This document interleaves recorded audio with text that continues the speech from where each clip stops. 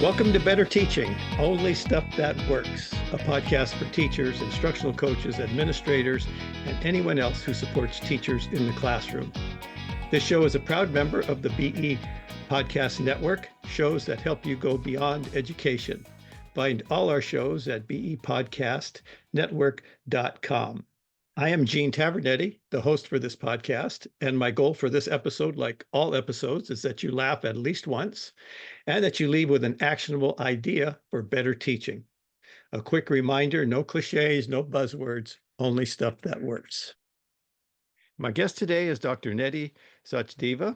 Dr. Sachdeva is a leading Canadian researcher in the science of learning, specializing in the intersection of educational technology and evidence-informed learning design. Her work spans a wide range of contexts, including teacher education, post-secondary instruction, continuing professional education, and health education and patient literacy. She teaches online learning and micro-learning from a cognitive science perspective at the Ontario Institute for Studies in Education at the University of Toronto. She's a recognized expert in translating educational research into practical classroom strategies. Dr. Sachdeva co-authors the globally read Science of Learning newsletter and currently serves as chair of Research Ed Toronto Conference. She delivers professional development for educators and is committed to bridging cognitive science and classroom practice to promote equitable educational outcomes for all learners. Nidhi is also the recipient of the 3-minute thesis competition award, where she earned second place for her research on micro-learning. Nidhi and I have a far-ranging conversation about almost all topics educational. In fact, we were so engrossed in our conversation that this has become the longest episode on Better Teaching, Only Stuff That Works to date. I hope you enjoy it listening as much as we enjoyed our conversation. All right, so Nidhi, before we started recording, we were in the middle of this conversation and we were talking about getting information out to people and that there are bigger names than other names. And one of the things that I've discovered as I've been doing this work, because you mentioned like Paul Kirshner, everybody knows Paul Kirshner. Who knows Nidhi? Who knows Gene? But the reality is the people who we need to talk to, they don't know Paul either. And as we're doing this work, we have this assumption that, well, boy, if I drop Paul's name or if I drop Carl's name, they're really going to be influenced. But because of these silos, I don't think anybody knows anybody anymore. What's your thoughts on that?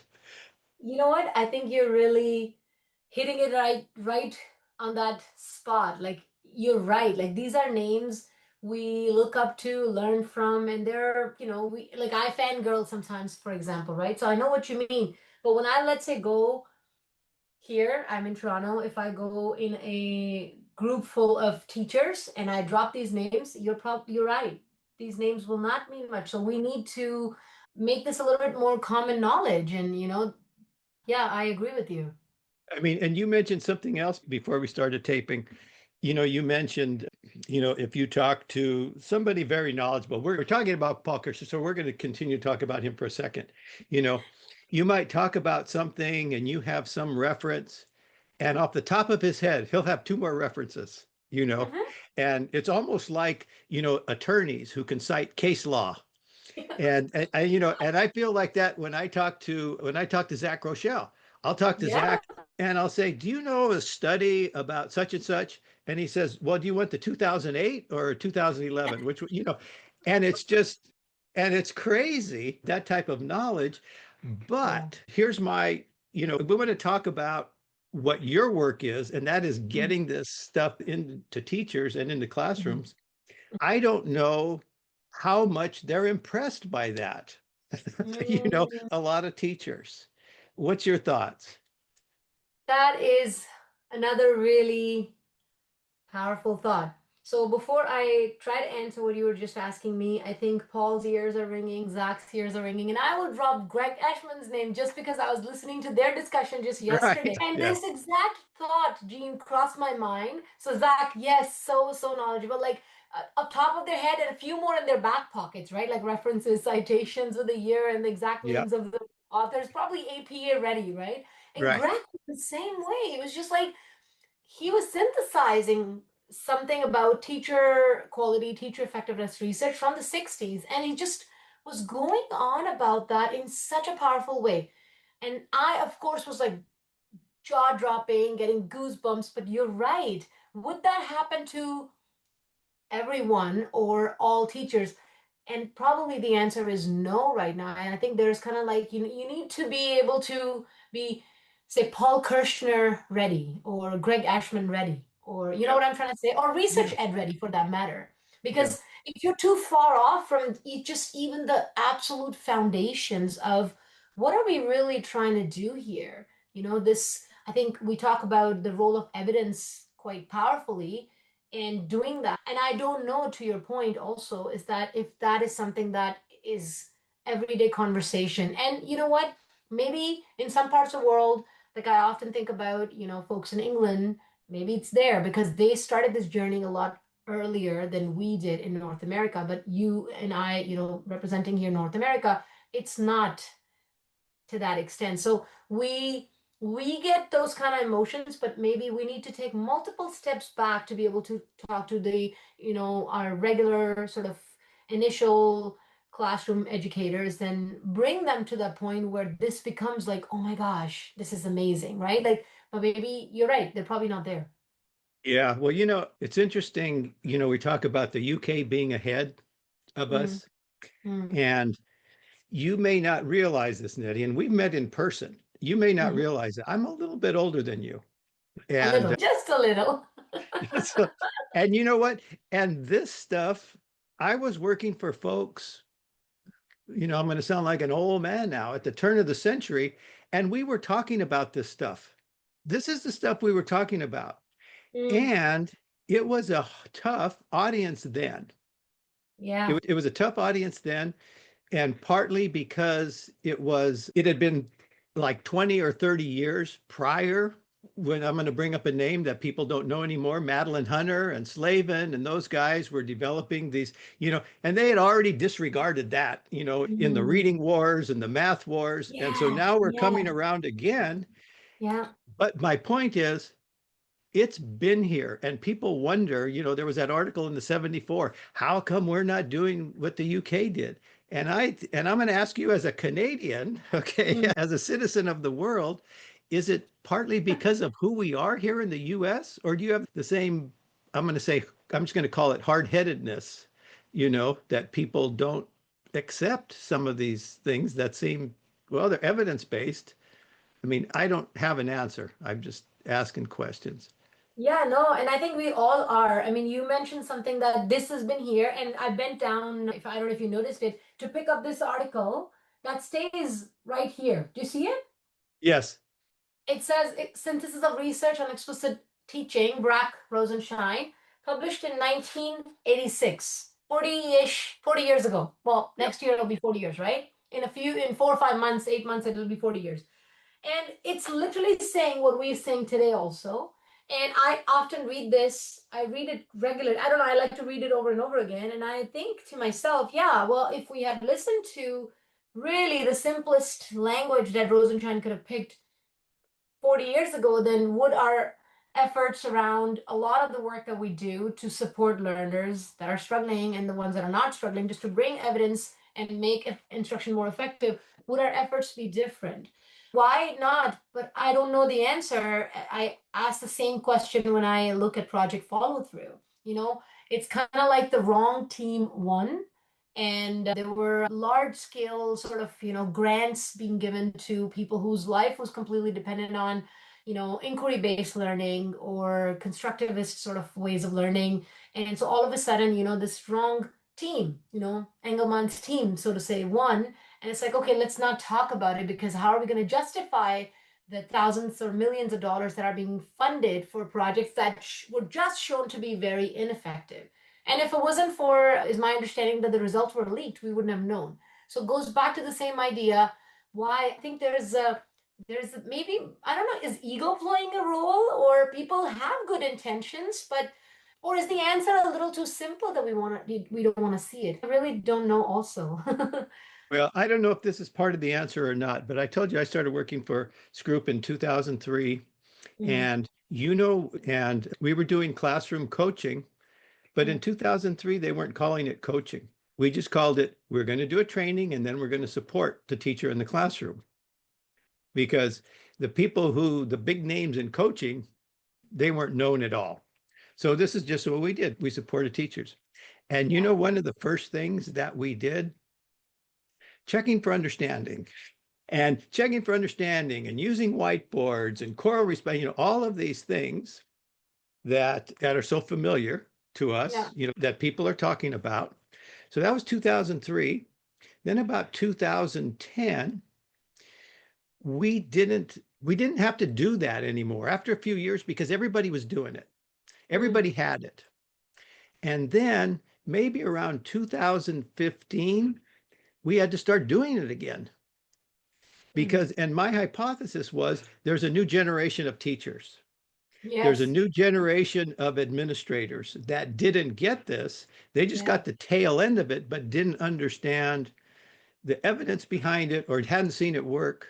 Yeah. So that's another hypothesis that I have is that, Yeah. just a new generation of teachers, here we are again. Yeah. Yeah, and I think the other piece is, I mean, of course, we saw this big change in England, or we've all been learning about it. I don't know if you had a chance to listen to Anna Stocky's discussion with the former minister Nick Gibb. Yes, And when yes. you really look into it, like it takes a certain kind of leadership also to see, well, there is a problem and it's not working. And so we need to do something else. And so you really then get inside the system. So it's like top down at a system level, but there was also a lot of desire grassroots, around the similar time when Tom Bennett started Research Ed as well. You and I were just talking about it before we started recording that Research Ed is like that fest for all of us where we meet and it's our happy place, right? Because we feel heard, we just love that environment. And it's just kind of like you need the support from at a system level, but grassroots as well.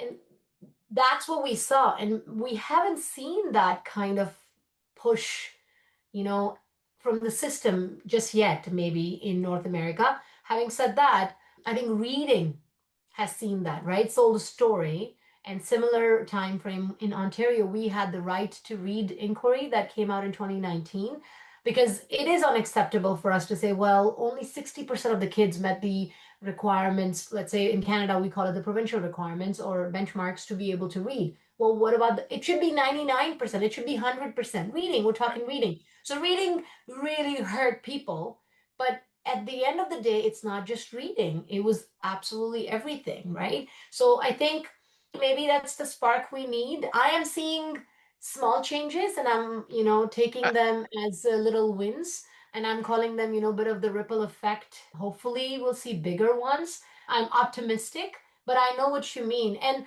one thing I do want to mention that, when you look at all the researchers, most of the names are from North America. Not all, but most of Yeah, them, right? Like yeah, you yeah. pick Daniel Willingham, you pick Barack Rosenshine, David Berliner. Like there's just so many, right? Like I can keep going on and on. And are we just not able to see, or Alan Padio, I should say, dual coding theory. We need to talk about that too, right? Or are we just not saying that, what, because the merged here, it may not be worth it. But I think it is. It's gold. It's pure gold that we Yeah. are just sitting on. Okay. All right. We are done with our philosophy segment. Let's get into some nuts and bolts. I'm I sure we'll thought get that back was to it. all what we're gonna do. There's more? Not just kidding. Well, I'm going to talk about you a little bit and why that I really wanted to have you on. I became aware of you, like so many people, through social media. And I think I may have heard you uh, on Chalk and Talk, with Anna, and you were Mhm. talking about, I think you're talking about micro lessons. And that's what, I kind of knew you from, micro lessons. So could you talk about that a little bit? And then also, is that still a focus for you? Have you kind of handed that off or what's going on with those? Awesome. Okay, great question. And yes, that is a really important entry point. It has been for me, and I still am connected to it, but I'll mention that in a second. But I do want to give massive, sort of gratitude towards Zach. Actually, he was the first one to invite me, and it was Zach's podcast as well, Progressively Incorrect, where we talked about micro learning. And I was just finishing writing my doctoral thesis at the time. It That's wasn't, or right. I had That's completed, right. yes. Yes. But Yes. I did come on Anna's as well and Chalk and Talk, and I did briefly mention micro lessons. But in Anna's Chalk and Talk episode, my colleague Jim Hewitt, who teaches at the Ontario Institute for Studies in Education at the University of Toronto, Jim and I were talking about how we are making a case for that explicit instruction is the equitable and inclusive way to instruct. So that was more bigger focus in Anna's session, but I'll talk about micro-learning. So micro-learning was a big focus for my PhD thesis. I came into the PhD program back in 2019 thinking, hey, I want to do something on mobile learning. It's all the rage, and youngsters are all learning on their phone. Are they learning on their phone? How, and this and that. What was interesting is every single time I would try to research mobile learning, the name micro learning or the phrase micro learning would pop up in some form or the other. That caught my attention, so I started digging into it. And it's more, in a popular sort of understanding way, people like to call it's snack size learning or bite size learning. That's like a more of a catch-all phrase. Now it is very inviting, it's very seductive. Oh, wow, yeah, we want to do it, we want to do it. So I picked it up initially, complete transparency for that reason. And I thought, hey, could we do something with informal higher education using this big idea of micro learning? And everybody's doing it. But as I started to do that, I also was getting closer to cognitive science. And when I gained more understanding of cognitive science and I was reading How Learning Happens, it had just come out in 2020, and this is around the same time frame. And I'm looking at micro learning and I'm looking at how learning happens, and I'm thinking, well, they aren't really much different actually. And I had the courage one day to ask Paul Kirshner, whom I did not know so well at the time, and neither did he know me, but I sent him an email because I attended a webinar about how learning happens. And I emailed him like, Paul, what do you, or, Dr. Kirshner, I don't know what I had sent him as. I probably have that Yeah. email somewhere. Sir, sir. Sir, what do you think about micro learning? And I put in a whole context around what I'm doing, and I was in the webinar, blah blah blah. And then Paul's email comes back and it says, I don't really know what you're saying. Learning is learning. Yeah. Yeah. And I had a moment of existential crisis, of course, because here I was trying to write a PhD thesis on micro learning. Do you see my point, right? And then, Yeah. but I also 100%, more than 100% agreed with Paul, because as I was reading the book, I'm like, well, how is it different from space learning? Well, how is it different from segmenting? How is it different from, leaving if we needed to, or review, or things like that, right? Or even explicit instruction, like, step by step demonstration, or worked examples for that matter, right? So, I'm going through this and I'm realizing this is it. That's it, what I'm going to say. I'm not going to write a popular understanding of what micro learning is, and the industry, sort of learning and development industry, is all the rage for it. And that's fine. But we need to call it for what it is. So I actually focused on, as I wrote my micro learning thesis about micro learning, was this idea that focusing on learning and micro learning, yes, it is different than a little bit more of the traditional, 3-hour lectures or your longer learning modules. We are breaking it apart and organizing it, but just chunking it doesn't make it micro learning. You're thinking of like purpose. When are you using it? Who are you using it for? And and at the end, I did say that if we want to call it micro learning, sure, that's just a label. But really, it is good instructional design informed by evidence, things that we know from cognitive psychology, educational psychology. And that's what ended up being the focus. How I design instruction, I think there's a lot of that component in there. And I've done a little bit more research now, and one of my papers is going to be coming out, is that micro learning as a label or as an operational term, I think is a very useful vehicle to be able to implement Rosenshine's principles of instruction. So think about it for 1 second, right?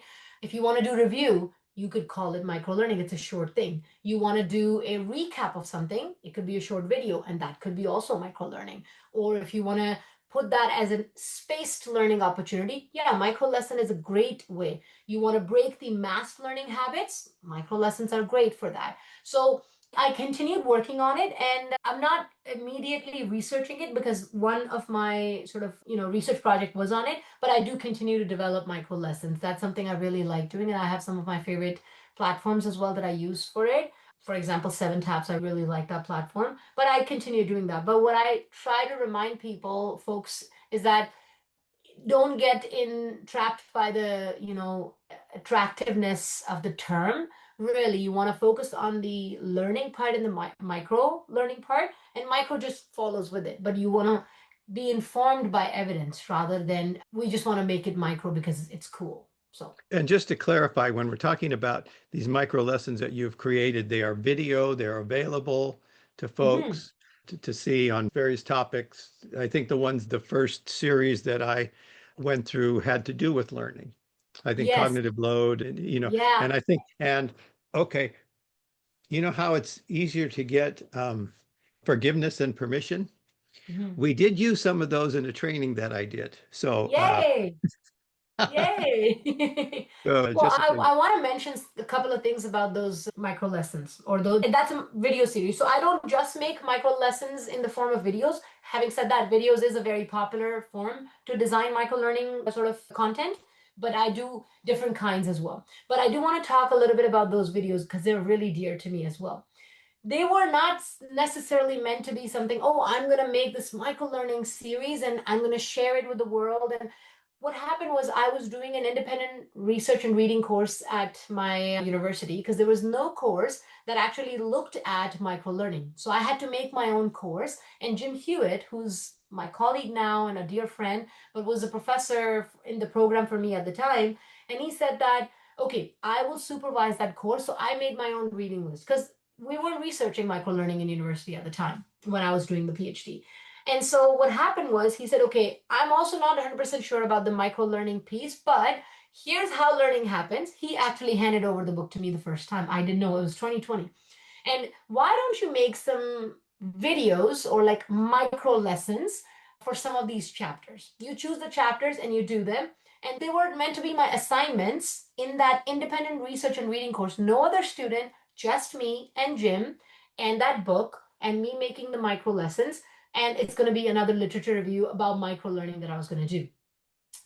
And I made those videos really for myself or for that assignment, for that course, but there was transformational piece to it. That's exactly when it happened. The first time I made the video on cognitive load and problem solving, and I'm making a short 8, 9 minute video, it just completely, it wasn't that I was doing it for the public. I did it for myself, and it transformed me and my understanding of learning and my understanding of instruction and my understanding of using micro learning as an instructional approach as well. And I shared it with Jim, and then I was supposed to make 5. That was the part of the course. That's how I was going to get the grade for that course. And then as courage would have it, I sent one of the videos to Carl Hendrick, and he watched it, and he was like, "Has Paul seen it?" And I was like, "No, I don't yeah, want to send it to Paul yeah. Well, because I know learning he's is learning. saying I know you what Paul's blink going to your say. eyes." Learning is learning. And I was like, "What, you think it's good?" He's like, "Yeah." And so I just put them out there on a YouTube channel, and Paul watched them too. I ended up getting a shout out in the second edition of How Learning Happens for my micro lessons, actually. Oh, great, great. So that was yeah, it's called How Learning Happens. It's a micro learning series, so folks can absolutely, watch it. There's one on dual coding, there's one on depth of processing, there's one on explicit instruction. Yeah. And yeah, it's a nice series that I really enjoyed making myself as well.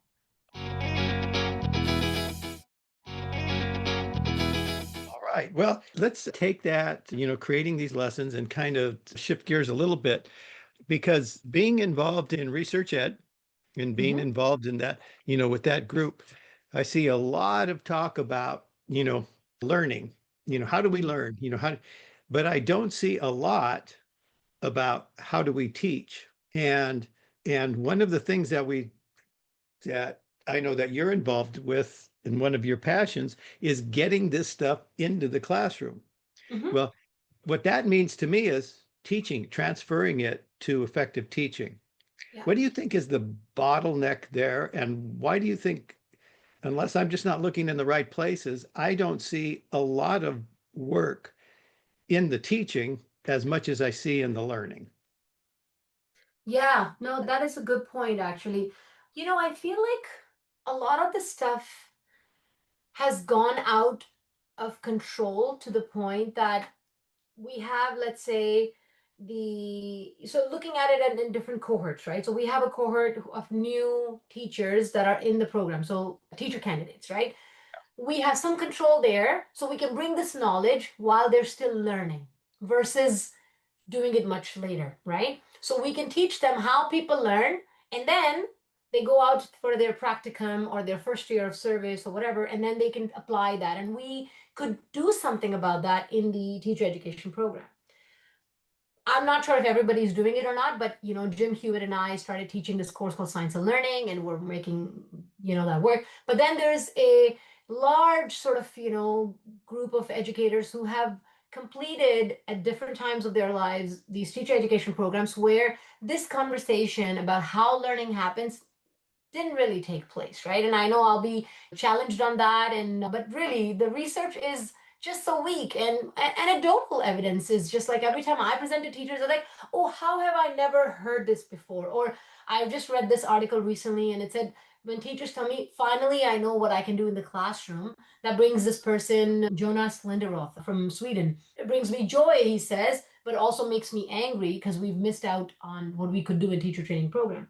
So I feel like we are trying to have this conversation with in-service teachers how learning happens, but there's just so much to cover, and all these teachers have been teaching all this time.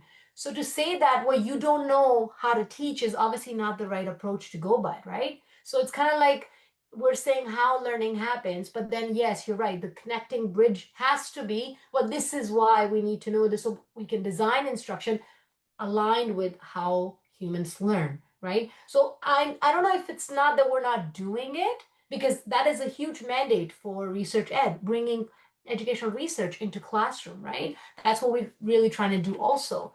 But I just feel there's just so much gap in prior knowledge that we're just like trying to cover it up and fill it. And there are some teachers who are taking the path of then self-learning once they find out, and then they're like, nothing stopping them, and that's amazing.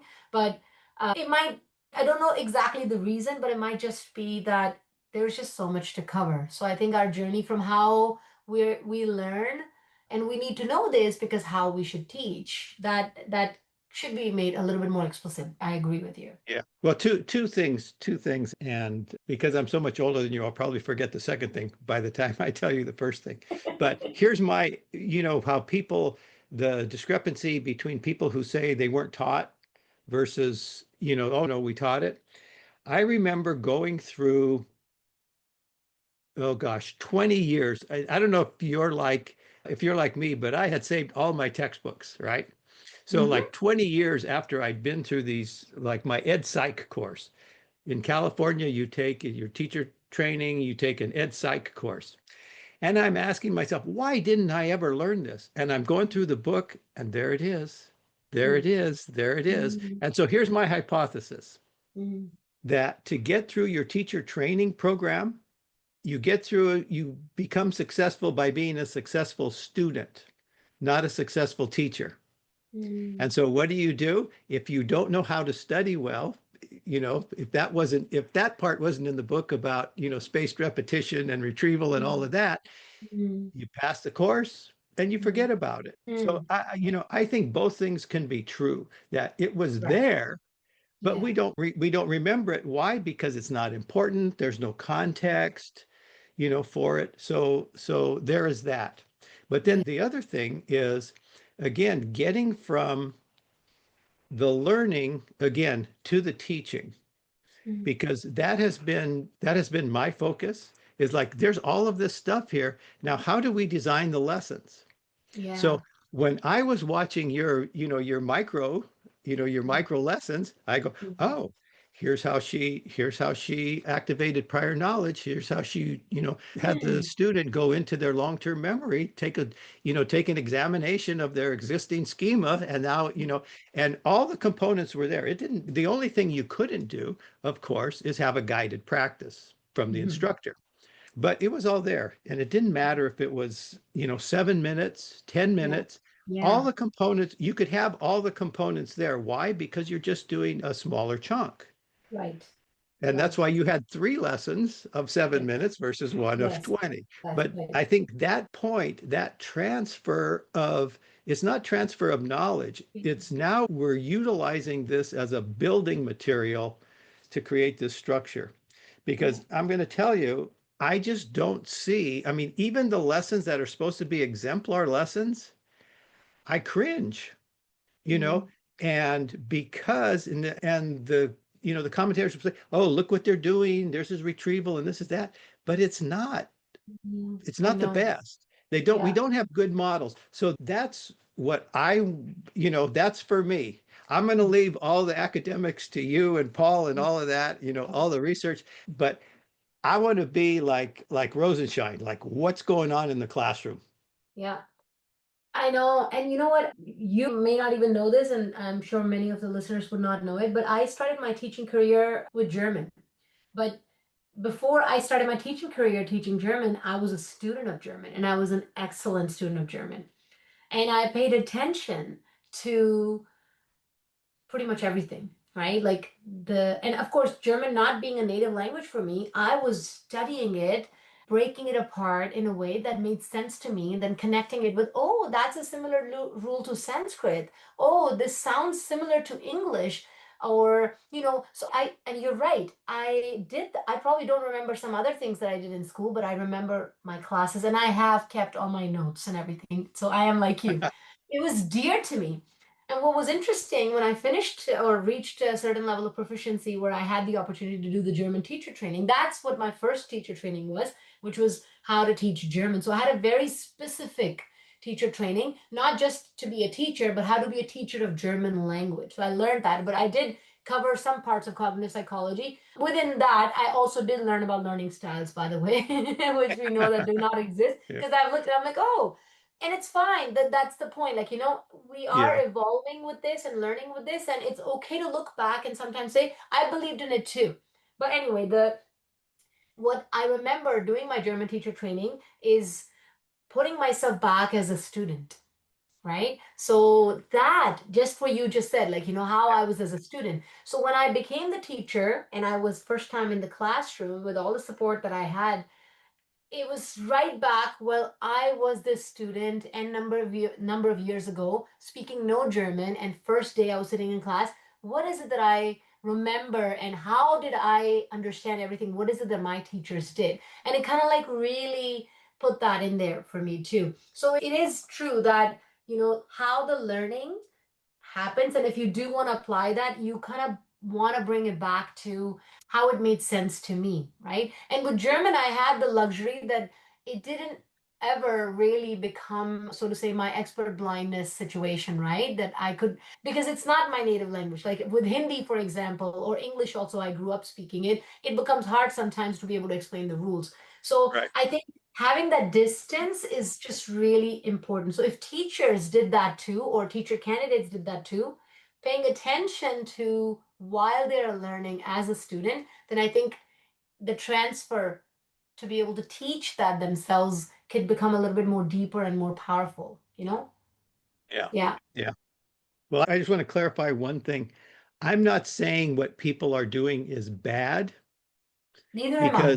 because I believe as a teacher, especially if you're using formative assessment and you're going to, if you're 75%, Mm, if your lesson was 75%, you're going to get the kids. It's going to take mm, you a little bit longer. It may be a little mm, bit more difficult for the kids, but this is my soapbox is that mm, mm, everybody at Research Ed says mm.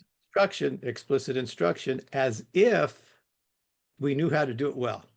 No, exactly. Yes, I know. Just saying it doesn't make it great, right? And I Yeah. often say, well, Rosenshine said it in 17 principles initially. We popularly know the 10. And then if you just look at the language he chose, daily review, check for understanding, present material in new small steps, monthly and weekly review, obtain student success. Like, look how simple this language is, right? Yes. But it's simple doesn't mean that we know how to do it well and when to do it. And this is the other worry now, right? It's like people are thinking, we are all to an extent thinking, okay, I got a general idea, but that general idea until it becomes deeper is so much more closer to the lethal mutation. Like retrieval practice can be much easier done wrong than Yeah. right, at the Yeah. wrong time, with the wrong questions. And that's why like a deeper engagement with all this material is so essential. And having conversations, having coaching, having mentoring, having reflection, having discussions. And it's okay to be told by someone, and accepting that, you know what, that use of retrieval practice there was not needed, or it was Yeah. incorrect. Like we need to be open to that kind of stuff. And this is not so much a culture, right? So, but again, at the end of the day, to your point, everybody, we're all, it's not that people are doing bad. It's just like sometimes we don't know any better. And I think to be a teacher, to be someone wanting to be a teacher, you've already chosen a path that's so noble, right? It's like selfless, whatever you do, the benefit goes to the student, Yeah. right? So it's already amazing. You're already a wonderful human to be wanting to do that. So thank you to all the educators, right? But now it's about how do we become better at what we do and really make meaning for ourselves and for our learners. And that's a lifetime journey. Here's the problem we have, you and I personally. We Oh, could go on, we could go on and on forever here, and we can't. yeah. Okay. Yes. We'll have to Yes. do this. We'll have to do this again. Anytime.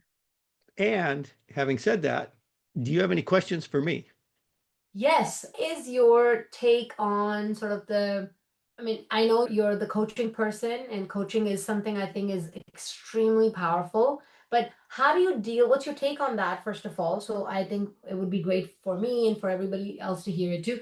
But the pushback on coaching, or pushback on someone watching a teacher's lesson, doing observations and providing the coaching, like how do you address that? Because that is something that I think if we did more of that and made it more of a culture, that it's okay to be watched, to be observed, and receive feedback. I did that literally every day in my German teacher training. Someone sat in my class Yeah. every single day and ripped it apart every single day. And I learned from that all the time. And then we had this, what do we call in German, Nachbesprechung, which is like, let's discuss it afterwards. And I would sit down, and it Yeah. always started with, what do you think you did right, you did wrong? And then every member would say it. So, how do you deal with that pushback? Because I receive a lot of pushback on that. It's interesting how you framed the question. You framed the question by saying, I'm the coaching guy. I don't see myself as the coaching guy. I see myself Mm, as the instruction guy. mm, Okay. And mm, so that was relatively new for me. And I admit this. I was not a good teacher, because what I know now, I didn't know when I was a teacher. I was mhm, a bad administrator. What I know mhm, now, I didn't know when I was an administrator. All I knew if I observed a lesson was that didn't go well, but I did know enough not to say that didn't go well if I didn't have a solution for them, or at least something to try. Otherwise, I'm just a critic. So when I talk to instructional coaches, like worked with some instructional coaches for a couple days, a day and a half, all we talked about was instruction. mm, mm. Okay. Because here is what I've learned from doing 20 years of coaching is that you had better have some advice that is going to work. Mm, It's not magic, but you need to know instruction. If you're going to be an mm, instructional coach, you need to know instruction. mm. The other thing about that is if I'm going to coach Nettie, I need to know how Nettie teaches. Yeah. I need to have observed her. I need to know Yes. what it is, because many times it's a little tweak. Like you talked about, doing retrieval practice that wasn't at the right time. Okay, so Yeah. what are we going to do? God, you do a great job with retrieval. You have great questions. Let's move that. What do you think about Yeah. that? Yeah. Those types of things. And so, Mm, two things. Number one, how do you deal with resistance? I think most of the resistance that teachers have, it's warranted, yeah. Yeah. because they get Yeah. bad advice. Mm, Stuff doesn't work. They're asked to do things that are mm, contrary to who they are. mm, If I'm working with a veteran teacher, I'll tell them, like, let's say they do, so does everybody get it? Thumbs up. you know, well, and we know that's not effective. And I'll tell them, I said, you know what? Short of cutting off your thumbs, I'm never going to get you to stop doing that. Okay. But after you've asked them, do you get it? Yeah. Okay, great. Now you're going to ask some checking for understanding questions. Yes, You exactly. know, Yeah. so Yeah. I don't have to change you, but I Yeah. have to know how to do that little nudge or that Yeah. little shaping of behavior. Yeah. So like I said, and there's one other thing is that, well, those are the two big things. You Yeah. better know your stuff as Mm. instruction, and you have to know the teacher. Correct. And you know, it just reminded me a couple of thoughts that I want to share. One is that, yeah, and there is a component of this idea, and I want to acknowledge that for everyone, that it is not easy to always receive feedback, you know? Imagine like when you make a cookie and people eat it, it's like, you know, you're waiting for them to say, and you're really just hoping they say, oh, this is amazing. How did you make it? Right? Makes sense. But Yeah. teaching is not like that. The whole idea that you invited a or you're lucky to have a mentor or a coach or an instructional person who really understands it like yourself, and now the desire that, you know what, I'm good but I need to be better. And so receiving feedback, it's also a bit of a mindset, right? Like you need to be open about it and being aware that, yeah, we may have a fight or flight reflex getting activated, but then how do you control for that as well? So that's important. And the second thing I wanted to mention is this wonderful TED talk I had watched some time ago, and is an American surgeon. His name is Dr. Atul Gawande. I think it's an, I hope I'm saying his last name correctly. Fantastic TED talk. But the idea is that a very established surgeon, fantastic surgeon, very experienced, decided that, learned that, you know, after a certain number of years of practice, the risk that would emerge or complications that would emerge kind of plateaued. They weren't decreasing, they weren't increasing. So he's the kind of person who said, well, something needs to be done about this, and I want to explore. So he invited one of his former professors or mentors, saying that next time I'm in surgery, I want you to watch me. And it's really hard to do that. Imagine you're doing surgery and Yeah. somebody's watching you, and their job is not to do anything in that moment, but to tell everything wrong or right you did with it. And so he said that the first time I had the mentor in there, and I thought I had done the surgery perfectly and nothing was wrong with it. And then we had the conversation. And he's like, oh, did you notice that your elbow touched the light? Did you notice that the light was not perfectly? So he had a whole list. And he said, in the beginning, it was really hard for me to take all that. I did not even like my own decision that I was getting somebody to observe me, to point out my tiny tweaks, you said, right? Micro things, right?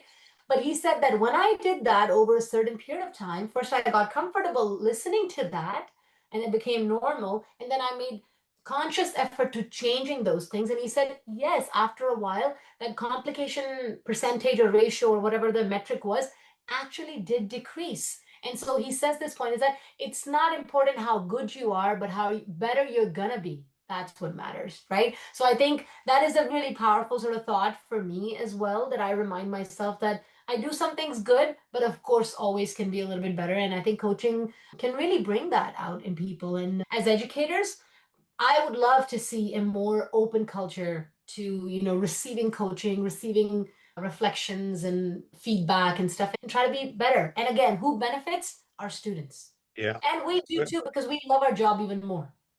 Well, and sometimes it may not even be recognized as doing better. Maybe it's Hmm. easier,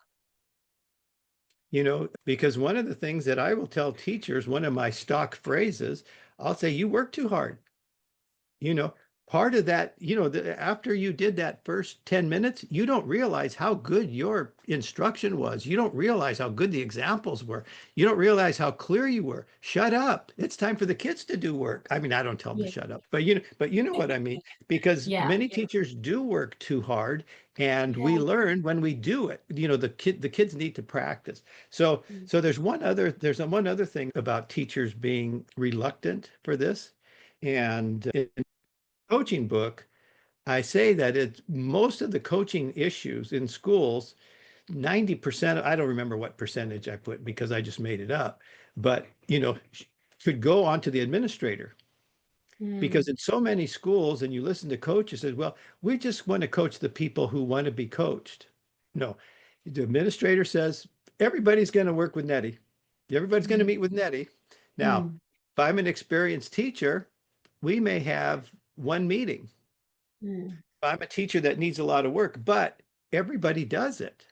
mm, And then if Nettie's the experienced teacher and she is the one that has the influence on the staff, and she worked with Gene and said, you know what, I didn't want to do it, guys, but mm. hey, take advantage and see how you Yeah, do. And if you don't like it, yeah, come back and tell me. But that's right. it's the administration. I don't know why. I don't know what happens in Canada, but we'll tell teachers, this is when you have to be in the room. You have to have roll. This is when you go to lunch. But for some reason, we're afraid to say, we're going to have somebody try to help you. Yes, I know, isn't it? And it's genuinely like, yeah, it'll just add so much more joy to this whole experience, I think. Yeah. And I'm all about it. Like, I'm here sharing as much as I can at Research Ed or in my sessions or in my writing or in the, Substack that I write with Jim or anything I do. It's about, of course, advocating for evidence-informed education, instruction, but also providing this information to teachers. I'm always doing that, but at the same time, I know that I need to be better too, and it just always adds more joy. So it would just be nice that to see more openness and no judgment, right? It's like, yeah, you can't be great at everything, but you can continue to learn things, right? Yes. So I think Yeah. it's yeah. All right. Well, Nettie, it has been a joy. And I Thank you, Jane. can't wait to see you again. And Yes. then we'll chat soon. Yeah, thank you. No, this was such an honor. I hope, there was some value add for the listeners. You have such wonderful guests that you've invited so many times, and I'm such a fan as well. But we had a nice little chat and we did laugh, so that was good. There we go. Well, we laughed. We'll see if anybody else laughs. Okay. Oh All yeah, I'm right. sure they would. I'm sure they would. We'll talk to you soon. If you're enjoying these podcasts, tell a friend. Also, please leave a 5-star rating on Apple Podcasts, Spotify, or wherever you listen. You can follow me on Blue Sky at gtavernetti, on Twitter, X, at gtavernetti, and you can learn more about me and the work I do at my website, tesscg.com. That's TESSCG.com, where you will also find information about ordering my books, Teach Fast, Focused, Adaptable, Structured Teaching, and maximizing the impact of coaching cycles.